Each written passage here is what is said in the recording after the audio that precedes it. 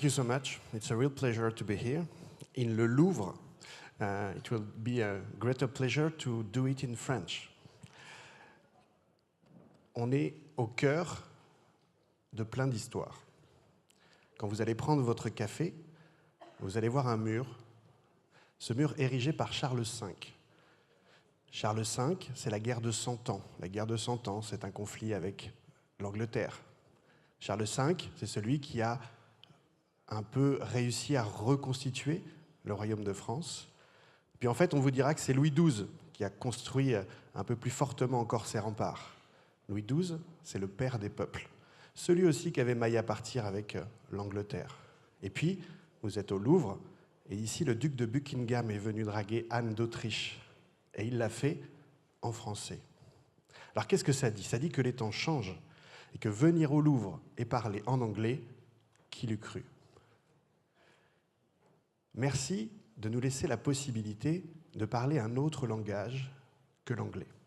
Non pas par coquetterie, non pas parce que, excuse my French, because dans le futur, je pense que le nec plus ultra, ce sera de parler la langue de l'interlocutrice ou de l'interlocuteur qui vous écoutera. D'ici peu, grâce à vous, les traducteurs, merci pour votre métier, ou peut-être la technologie qui, à base d'intelligence artificielle, aura la subtilité de l'humour de l'islandais dans le texte, on pourra comprendre enfin des subtilités de la nature humaine qui nous restent encore si éloignées. Et je pense qu'une partie des solutions aux problèmes que nous allons engendrer est peut-être actuellement dans la pensée d'un philosophe néo-zélandais, maori dans sa langue, ou quelqu'un peut-être islandais en vieux narwa. Donc merci de nous laisser la possibilité de véhiculer d'autres valeurs à travers un autre langage. Qu'on le veuille ou non, quelle que soit la langue, anglais, italien, possiamo anche parlare l'italiano, sarebbe un piacere molto. Nous sommes colonisés par les mots. Regardez en français. Je pense que peut-être nos amis anglo-saxons ont le même problème. Comment, dans un plateau TV, on parle du pouvoir d'achat des Français, alors que dans les années 80, dans le même plateau TV, on parlait du niveau de vie des Français.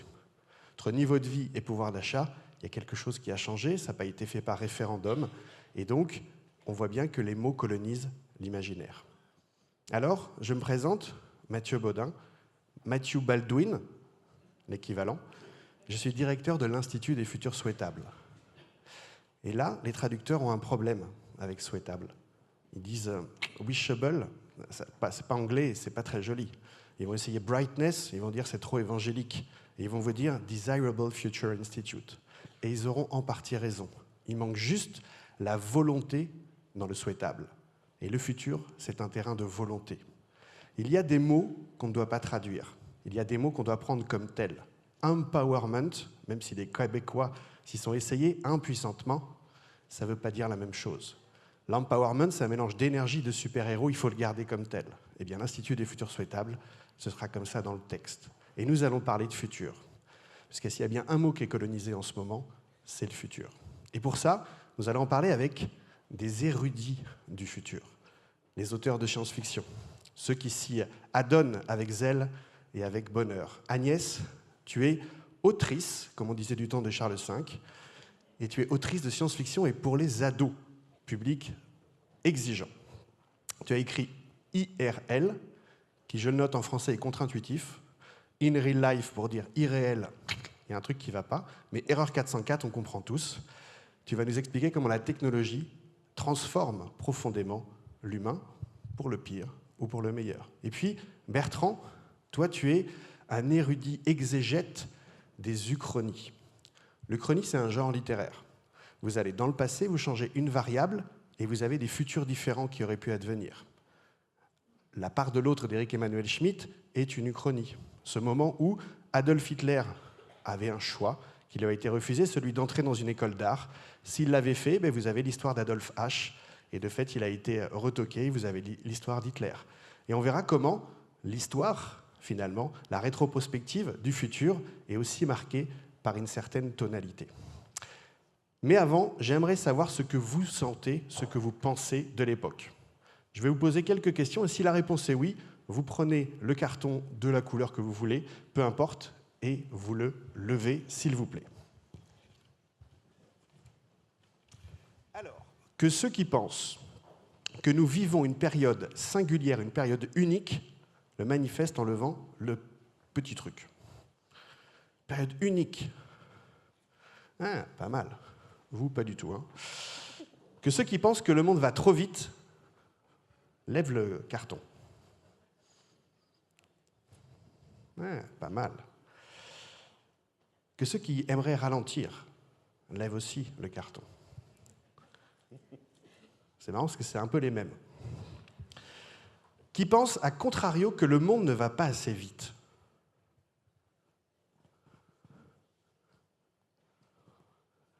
Qui pensent que du passé, il faut faire table rase. Ah. Qui pensent que c'était mieux avant.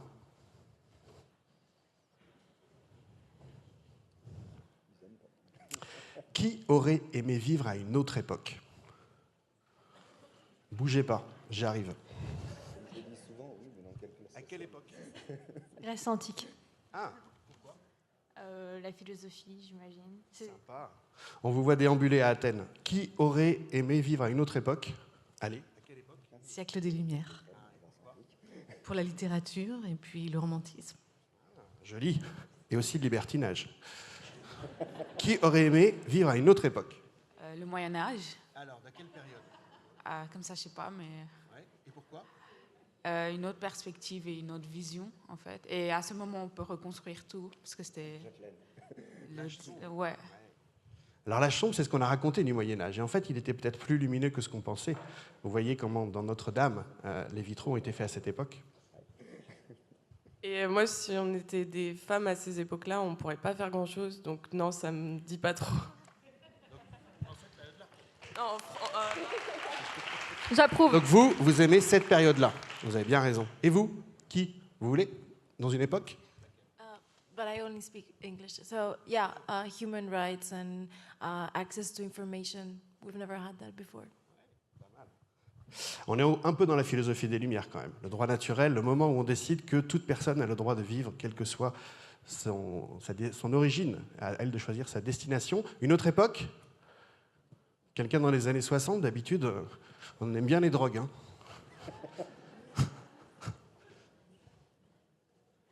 Non, c'est exactement ce que j'allais dire. Sex, drug and rock'n'roll.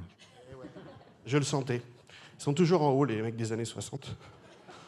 Bon, sachez que les années 60, il y en a aussi en 1860. J'aurais dû demander quelles années 60 vous vouliez. Ce qui est sûr, c'est que le futur, quand on en parle, en France et ailleurs, parce que je regarde aussi les chaînes anglo-saxonnes, comme moi, vous notez que le futur est sombre, qu'il est vertical, qu'il y a un game over généralisé pour la nature, et que le seul îlot d'humanité qui nous reste, c'est l'amour d'un homme et d'une femme, d'un homme et d'un homme, d'une femme et d'une femme, peu importe. C'est le cinquième élément, c'est les scénarios des science-fiction de ces dernières années. Donc ma question, et je prendrai mon souffle, c'est pourquoi on a ce tropisme à imaginer qu'un demain sera pire qu'aujourd'hui.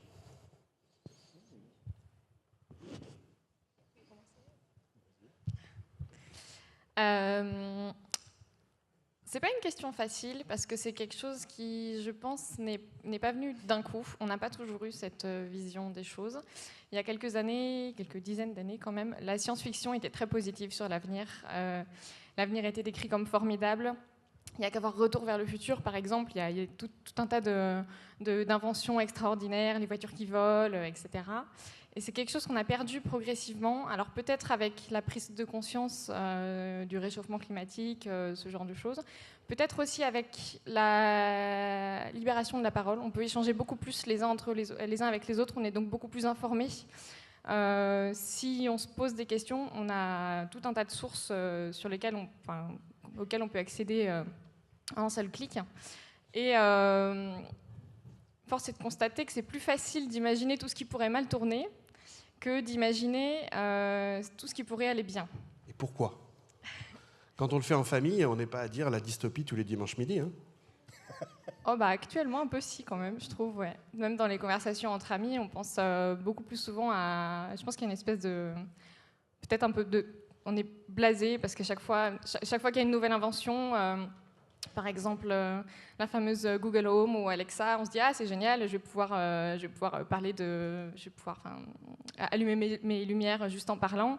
Et puis là il y a un article qui sort, C'est une innovation fantastique. C'est ça. Ouais. Et là il y a un article qui est sorti il y a 2 semaines qui a expliqué que en fait il y a des milliers de personnes qui sont employées exprès pour écouter tout ce qu'on dit à notre Google Home ou notre Alexa, qui savent donc tout ce qu'on lui dit et pas uniquement au moment où nous on lui parle, mais qui entendent aussi les bruits de fond, c'est-à-dire en fait notre vie concrètement, donc, et qui utilisent ces informations-là pour les détourner. Donc, à chaque fois qu'il y a quelque chose de positif qui arrive, il y a finalement le pendant négatif. Il y a eu le scandale Snowden qui a fait beaucoup changer les choses aussi de ce côté-là. Qui a donc expliqué qu'il y avait de l'observation de masse à travers toutes nos caméras, etc., sans qu'on soit au courant.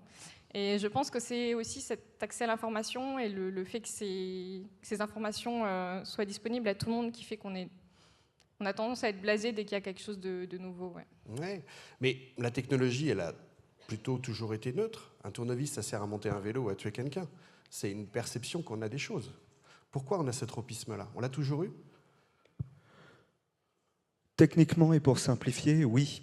Les 2 courants majoritaires de l'ASF, si on y regarde bien, ça a été fait à la fois par un Français et par un Anglais, Jules Verne et Herbert George Wells. Verne a utilisé la science-fiction pour s'amuser. On reprend en fait le tropisme propre au roman d'aventure en y rajoutant un élément technologique qui paraît waouh, merveilleux et fantastique. Tout le monde se souvient du Nautilus, tout le monde se souvient de ce magnifique tour du monde en ballon et ainsi de suite. On a légèrement oublié les visions quelque peu racistes de Tonton Verne, ou voire même complètement à côté de la plaque quand il s'agissait de conditions de vie, voire de classe sociale. Tandis que Wells, lui, dès le départ, va faire une science-fiction beaucoup plus politisée. On oublie généralement que l'homme qui voyage dans sa magnifique machine à voyager dans le temps, eh bien, ce futur est extrêmement sombre et c'est une critique en fait de l'Angleterre victorienne et de ces 2 grandes classes, les riches et les pauvres, qui en sont réduits à devenir d'un côté des bêtes qui se nourrissent de la classe supérieure. Ça serait intéressant d'imaginer ça d'ici 5 ou 10 ans, surtout sur le dernier iceberg. Et qu'une autre œuvre comme naturellement c'est ce moment-là, La Guerre des mondes, critique en fait l'impérialisme et le colonialisme britannique en imaginant qu'un jour on tombe sur plus fort que soi, avec une technologie qui relève littéralement pour nous de la magie. Donc il y a un tropisme où on joue à s'amuser, à imaginer un futur merveilleux sur le très court terme, tandis que de l'autre côté, il y a une forme de scepticisme dès le départ. Et il y a une volonté de dénoncer, en fait, non pas un futur probable, mais notre environnement, la société à un moment donné. Mais c'est la grande vertu aussi des utopies, que à la fois de contester le système existant et d'essayer de se projeter le temps d'une expérience de pensée vers quelque chose qu'on ne connaît pas encore et qui pourrait donner envie d'aller vers elle. Thomas More, quand il écrit l'utopie, c'est aussi une critique du système, une critique cryptique, voilée, pour ne pas se faire choper directement, mais aussi une proposition de solution. Est-ce que la science-fiction propose des solutions qui donnent envie d'aller vers elle? Alors, moi, je pense que oui, et que c'est même en fait la raison d'être de la science-fiction. Je pense que quand on écrit un roman de science-fiction et qu'on se projette dans l'avenir, on le fait toujours en réaction à quelque chose qui nous parle aujourd'hui. On a envie de... On analyse la société actuelle et on la transpose dans le futur pour imaginer ce qu'elle pourrait devenir.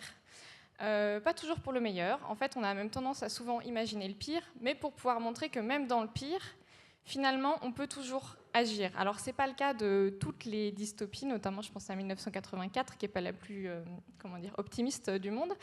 Mais je trouve que au moins dans ces dernières années, toutes les dystopies qui sont sorties ont mis en place un univers totalitaire dans lequel c'est très difficile de vivre, mais on attrape cette histoire-là au moment de la Révolution. Ce sont des histoires de révolution. Ce sont des histoires de personnes qui sont comme vous et moi et qui ont décidé que le monde dans lequel ils vivaient, qui fait toujours écho au nôtre, même s'il est un peu différent, ils ont décidé que ça ne leur convenait pas et ils vont pouvoir faire quelque chose. Alors ça peut être parfois par la guerre, par les armes, etc. Il y en a aussi beaucoup qui sont plutôt par le discours, par des changements qu'on pourrait tous en fait faire. Et je pense que la science-fiction et en tout cas les dystopies sont là pour ça. C'est pour montrer que on peut faire quelque chose. Oui, mais il parle toujours du mouvement insurrectionnel, toujours de la révolution, de la barricade, ce mouvement constitutif de la Révolution française. Mais après, on a dû structurer une société. Il y a assez peu quand même de films de science-fiction qui nous dit comment serait la société d'après la contestation. Et c'est en ça, je trouve que, désolé pour les spoilers, mais pour que la fin de Hunger Games est très, très bien pensée, dans le sens où justement... C'est le dragon, hein. Bon, bref. Toute l'histoire des romans montre une révolution par rapport à un monde totalitaire qui ne convient pas. On arrive à détruire le méchant, le chef, et en fait on se rend compte que le chef de la révolution qu'on met au pouvoir à la place de ce chef-là est pire que le précédent. Et donc il y a encore un autre modèle à chercher derrière. Et c'est ça que je trouve que ça amène... On n'a pas de réponse, mais on amène à réfléchir à ça. Ok, on va détruire un pouvoir existant, mais qu'est-ce qu'on fait après ? C'est la bonne question. C'est là où les philosophes et un certain nombre de changemakers peut-être arrivent dans l'aventure, puisqu'on propose quand même un récit différent de société. Et moi, je pense que dans la décolonisation de l'imaginaire qu'on a à faire par rapport au futur, il nous faut des récits qui donnent envie d'aller vers eux, plutôt que de nous augurer du pire si on ne change pas. Est-ce que ça a déjà été fait, ça ? Techniquement, oui. Le courant uchronique actuellement véhicule bon nombre d'œuvres où on imagine des voyages dans le temps pour changer justement un événement du passé et aboutir à une société beaucoup plus juste, beaucoup plus égalitaire. En fait, on commence à s'apercevoir qu'on a la possibilité de changer. Derrière toute la littérature, voire même la filmographie de la science-fiction à travers les années 60-70, auparavant, c'était un cri de révolte. Ouais. C'était l'indication comme quoi les océans allaient forcément baisser, qu'on allait manquer de nourriture, merci soleil vert, que la société irait peut-être forcément vers le pire quand on regarde les grands courants historiques. Donc il y avait une volonté d'essayer de préparer à un autre modèle, à autre chose. Maintenant, je dirais, le cri d'alarme, on a arrêté un peu de le pousser quand on a commencé à voir les premiers ours blancs et les pingouins arriver justement au carrousel du Louvre d'ici 6 mois. Désolé pour le spoiler. Mais on s'aperçoit qu'il y a la possibilité, à nous en tant que simples individus, de changer la donne, de modifier quelque chose, et que ce n'est pas des grandes sociétés, des grands États ou autres qui vont faire quelque chose, mais tout simplement toute une chaîne d'individus qui vont se donner collectivement la main et changer la donne. Donc oui, on s'en est aperçu. Et je dirais même, comme vous le disiez tout à l'heure, que c'est déjà en marche, même si on n'en a pas conscience. Et non, ce n'est pas une appellation à aller voter pour un quelconque parti politique. Ça capte l'air du temps, En Marche. Moi-même, j'ai écrit un livre qui s'appelle « Le bonheur en marche » 2 ans avant. C'est vous dire si la prospective, ça sert. Moi, je pense qu'on n'est pas dans un état de révolution, mais qu'on est plutôt dans un état d'évolution. Un peu comme une forêt il n'y a pas une forêt puis une autre, il y a une forêt dans une autre, et on est à ce moment-là de notre histoire de civilisation. Quelque chose naît au cœur d'un système qui est en train de tomber, de péricliter, de s'éroder, je ne sais comment dire. Et regarder la forêt qui pousse plutôt que se concentrer sur l'arbre qui tombe est peut-être ce que la science-fiction avec votre art pourrait nous permettre. Et dans les 5 minutes... toujours mieux que la résignation. Oui, de toute façon, on n'a plus le temps pour la résignation. Mathieu Ricard, il l'a bien dit, il est trop tard pour être pessimiste, donc c'est maintenant.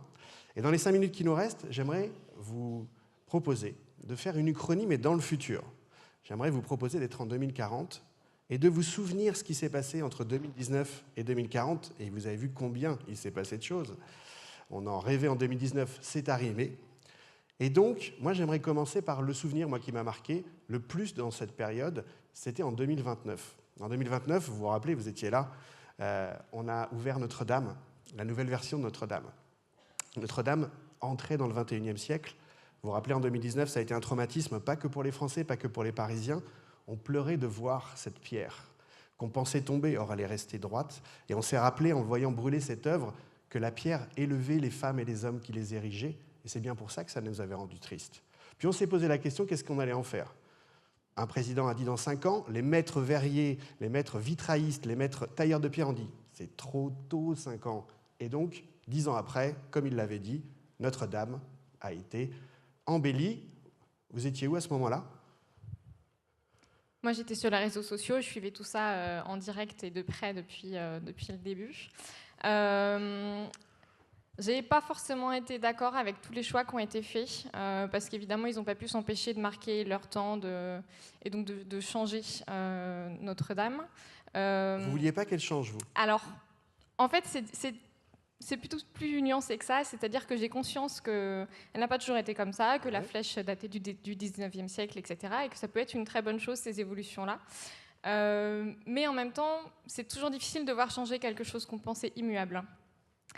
Et donc, pour moi, c'était normal qu'elle change, mais quels que soient les choix qui ont été faits, en fait, j'aurais pas pu les accepter. Je pense que les générations, les générations d'après, tout comme c'était le cas d'ailleurs pour la pyramide du Louvre en verre qui a été totalement décriée à son époque, je pense que les générations d'après seront plus aptes à Bien sûr, quand même, ce jardin l'apprécier. suspendu sur les toits de Notre-Dame. Cette verrière incroyable pour mettre le végétal à l'honneur dans le XXIe siècle. C'était une bonne idée, ça, non? Je dois avouer que j'ai préféré les gargouilles en forme de dragon. Ça m'a rappelé cette vieille série qui avait pas mal marqué en son époque, mais dont je me souviens plus trop. Mais la saison 27 était de trop quand même. Hein, sur Game of Siege, c'était un peu... En tout cas, moi j'ai trouvé que mettre le végétal au cœur du XXIe siècle, symbolisé par Notre-Dame, pour la faire rentrer, épargner tous ces chênes, pour les laisser en vie, pour que les enfants puissent voir ce qu'est la nature, c'était, moi je trouve, une bonne idée. C'est peut-être ce qu'il aurait fallu faire avant. Et vous, votre meilleur souvenir de cette période, c'était quoi ? Alors moi, mon meilleur souvenir, d'ailleurs, c'est en lien avec le Notre-Dame, justement, parce que donc j'ai eu du mal avec les changements opérés dans Notre-Dame, mais en même temps, ça ne m'a pas gêné tant que ça, parce que dans les années 2030, il y a eu la réalité augmentée qui s'est démocratisée, et on a tous pu avoir donc une petite lentille ou une petite lunette qui nous permettait de superposer des images virtuelles sur la vie réelle. Et donc, en allant devant Notre-Dame, je pouvais voir Notre-Dame telle qu'elle était à l'époque que je choisissais. Donc ça pouvait être en 2019, ça pouvait être, j'ai pu revivre les atroces images de la Notre-Dame en flammes. J'ai pu la voir telle qu'elle était au départ, avant qu'il y ait la flèche, par exemple. Et cette réalité augmentée, en fait, elle a permis tout un tas de choses dans la vie quotidienne. Je pourrais vous parler de plein de choses, le GPS, toutes les petites améliorations de la vie quotidienne, mais ce qui m'a marqué vraiment, c'est que la réalité augmentée a permis de revenir à la bienveillance dans nos échanges, et notamment dans les échanges sur les réseaux sociaux. C'était pas gagné en 2019. C'était pas gagné. Ouais. Parce que justement, au moment quand Notre-Dame était en flammes, alors le jour même, il y a eu un bel élan sur les réseaux sociaux, tout le monde était d'accord, tout le monde était, bon, pas forcément d'accord, mais plutôt tout le monde était ému, ou en tout cas, voilà, était intéressé par ce qui se passait. Et dès le lendemain, ça a commencé à se déchirer sur les riches qui donnaient trop, les riches qui donnaient pas comme il fallait, les gens qui s'en fichaient complètement parce que c'était que de la pierre et puis qu'il y avait d'autres choses plus importantes, les différentes religions. Et après, ça s'est tassé. C'est-à-dire que quand ils ont mis 200 millions pour le projet et 800 millions pour Les Misérables, là, c'était quand même assez intéressant. Bien sûr, ça s'est tassé, mais les gens ont trouvé d'autres moyens de se déchirer sur les réseaux sociaux. Oui, mais ça a toujours été. Les pamphlets au XIXe siècle aussi. Tout à fait.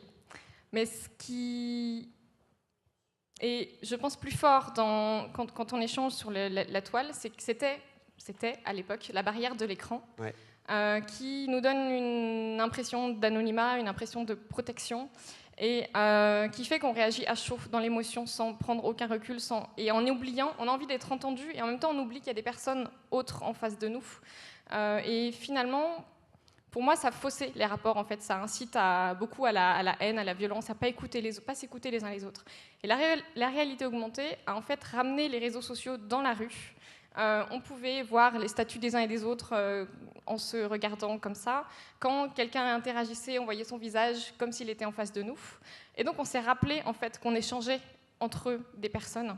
Et au lieu de s'insulter les uns les autres comme on le fait très facilement sur un réseau social, on a en fait eu un peu plus d'empathie. Et donc on a pu avoir des échanges plus construits. En fait, c'est ça qui est assez amusant, c'est que ça rappelait à l'être humain que c'était un animal social. Ouais. Pour ma part, j'ai pas réellement de souvenirs précis. Ça, en 2040, j'ai 63 ans. Mon Dieu, je suis déjà à la retraite. Ah oui, on a oublié, mais grâce aux fameuses lois qui ont été votées dans les années 2030-2040, on a pu tous prendre des retraites anticipées. Ouais. Il y a eu un repartage du travail. C'est pas des retraites. En fait. C'est pas une retraite, vous êtes en suractivité. Vous avez encore la moitié de votre âge à vivre, vous avez un pouvoir démiurgique énorme, des envies pour changer le monde incroyables, vous êtes opérationnel, vous êtes complètement actif. On peut même faire des voyages sur la Lune. Ouais, Les fameuses voitures volantes qu'on nous vantait tant dans Retour vers le futur sont enfin arrivées. c'est ça. Bon, il y a quelques bugs qu'on est obligé d'amérir sur la scène, mais j'avoue que c'est quand même sympa. Ouais. Et il y a eu tellement de choses merveilleuses. Je dois avouer que j'avais adoré, qu'est-ce qu'on avait ri à l'époque, quand Trump s'est rendu compte qu'il avait perdu son élection et que personne n'a rien compris à son tweet. C'était pas fait, ça donnait quelque chose comme... Tout à fait. Bon, faut avouer après, voir The Rock devenir président des États-Unis, ça a fait un choc à tout le monde. Ouais, mais finalement, Mais finalement, je ça le n'a trouve pas été plus si mal. bienveillant que certains. Tout à fait. Ouais, il a un petit cœur de chaton, là. Moi, ça m'a plu. Et moi, je l'ai trouvé pas si mal. Angela Merkel, par contre, son 8e mandat, c'était un peu trop. Mais pour le coup, The Rock avec Angela Merkel, je trouve qu'elle s'est attendrie. Oui, mais ne parlons pas des 10 ans de Nicolas Hulot en tant que président. Ouais. C'est vrai que là, un président écolo qui a fait énormément, y compris la fin de la filière nucléaire, c'est vrai qu'après le quasi-accident de l'EPR de Flamanville, on l'a échappé pas. Merci beaucoup. Merci pour votre partage, pour vos rêves. J'aimerais, en conclusion, s'il me reste 1 minute, vous parler d'une autre langue, puisqu'on a commencé sur ça. Il y était, au Moyen-Âge, ici, une langue qu'on appelait la langue des oiseaux. La langue des oiseaux, c'était une langue cryptée, une langue qui mettait au cœur des mots d'autres significations. Et ça marche en français autant qu'en anglais. En français, par exemple, vous aviez sur l'exemple bien connu, un lion peint en or sur les auberges, puisque au lit, on dort. Vous avez le maladie, et d'ailleurs le médicament, mais ça marche aussi en anglais. Un anglais, pour se coucher, on lui dit « good night », bon chevalier, et on lui dit la première chose au réveil, « wake up, way to cup », la voie pour le Graal. Eh bien, en langue des oiseaux, grandir, c'est à la fois l'objectif et le but. Et les moyens pour y parvenir. Grandir, c'est le grand récit qu'il nous faut pour goûter avec une telle onctuosité un futur qu'on a envie de le faire advenir. Et grandir, c'est le but à l'échelle de nos vies, d'ériger une autre civilisation au cœur de celle-ci. Je vous remercie. Merci.